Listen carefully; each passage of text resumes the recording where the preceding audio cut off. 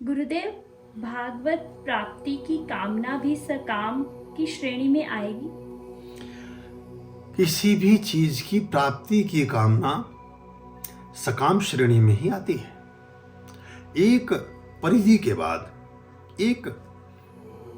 वर्तुल को क्रॉस करने के बाद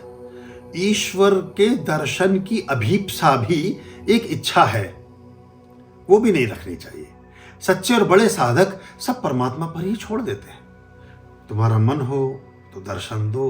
तुम्हारा मन हो तो हमारे अंग संग रहो, तुम्हें ठीक लगे, हम तुम्हें स्वीकार्य हों तो हम तुम्हारे साथ हैं, अगर अस्वीकार्य भी मानो परमात्मा हमें तो भी हम तुम्हारे साथ ही हैं। क्योंकि जहां देयर फॉर है, जहां कोई भी कार्य किसी वजह से किया जाता है, वहां वजह प्रमुख हो जाती है, वहां वो कारण प्रमुख हो जाता है, प्रधान हो जाता है, और जो आपका भाव और आपकी संचेतना है, आपका चैतन्यता है, वो कहीं दो कदम पीछे छूट जाती है। तो जो आपका भाव है वो सर्वोच्च है, और वो निष्काम का मतलब ही ये है कि आप अपने जीवन में बिना किसी प्रयोजन के परमात्मा की श्रेष्ठता को अंगीकार करते हुए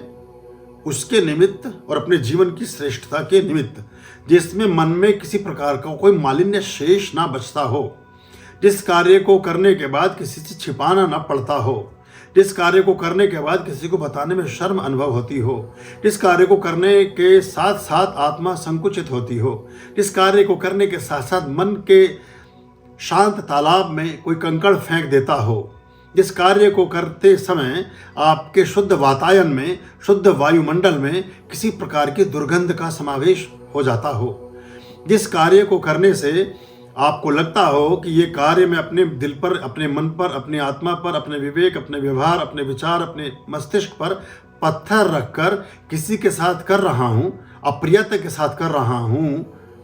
उससे बच सकें आप, तो सारा काम वो निष्काम ही हो जाता है। फिर तो आप परमात्मा को पाने की चेष्टा के साथ भी जो